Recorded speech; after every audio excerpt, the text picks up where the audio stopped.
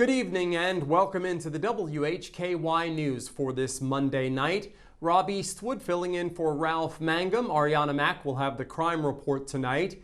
We come to you every weeknight on over-the-air TV, channel 14.2 at 5:30 and 10 o'clock, along with some regional cable systems, including Compass Cable in Morganton on channel 142.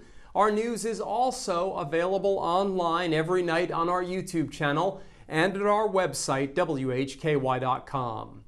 Topping our news tonight, a Catawba County man has been charged in connection to a fatal shooting that resulted from a reported road rage incident. 75-year-old Terrell Eugene Giddens of Sherrills Ford was arrested Saturday by Catawba County Sheriff's officers. He's charged with murder and 3 counts of attempted first-degree murder. The victim in this case has been identified as 40-year-old Jeffrey Michael Guida. Shortly before 5 p.m. Saturday, deputies with the Sheriff's Office responded to a report of a shooting at the intersection of Island Point Road and Northview Harbor Drive in Sherrills Ford. When deputies arrived, they found an adult male deceased from what appeared to be gunshot wounds. Eyewitnesses informed deputies that another man shot the victim after both stopped and exited their vehicles. The witnesses also reported that the shooter fired multiple rounds into the victim's vehicle during the incident. Guida's vehicle was occupied at the time by his 3 children, ages 13, 11, and 2. Those victims were not injured. They will not be identified due to their ages. Eyewitnesses provided deputies with vehicle and suspect descriptions. Those descriptions led deputies to a residence in the 9000 block of Island Point Road. At that residence, deputies found and arrested Terrell Eugene Giddens. Giddens was placed in the Catawba County Detention Facility under no bond following the arrest. He was scheduled to make a first appearance in District Court today in Newton. A man was killed in a crash Saturday in Caldwell County involving a golf cart. The deceased is 58-year-old Roy Shane Epps of Granite Falls.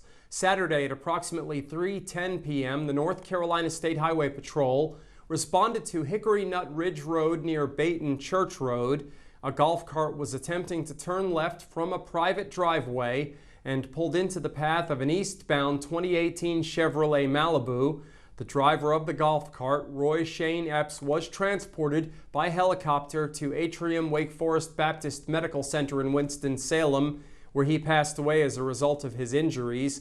His wife, 57-year-old Julie Safford Epps, who was a passenger, was transported to Atrium Health Carolina's Medical Center in Charlotte with life-threatening injuries. The driver of the Malibu, 33-year-old Cody Lyndon Pennell of Morganton, was not injured. The initial investigation does indicate impairment to be a contributing factor. Pennell was arrested and charged with driving while impaired. Additional charges are pending upon completion of the ongoing investigation and consultation with the district attorney's office. During the on-scene investigation, the roadway was closed in the area for approximately 1 hour.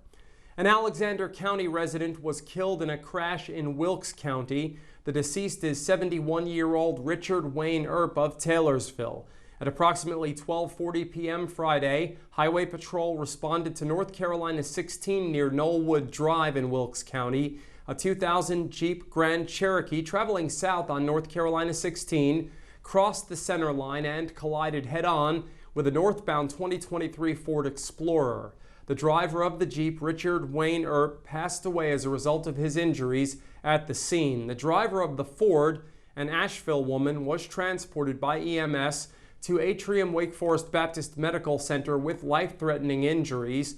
The initial investigation indicates speed and impairment were not contributing factors in the collision. North Carolina 16 was closed in the area for approximately 2 hours during the investigation. And we certainly send our condolences to the families of the victims in both of those fatal crashes over the weekend. Alexander County Animal Services has confirmed that a dog living on property in the Sugarloaf area in Taylorsville near Black Oak Ridge Road has tested positive for rabies. This is the 3rd case of rabies this year in the county. The first was diagnosed in a cow. The second was confirmed in a skunk. The dog had been exhibiting signs consistent with rabies and later died while under the care of a veterinarian. Samples from the unvaccinated dog were sent to the North Carolina State Lab to be tested for rabies. Upon receiving the positive results, the family owning the dog and the veterinary team treating the dog were alerted to the potential for human exposure. Get more on this and tips on how to spot and prevent rabies in this story at WHKY.com.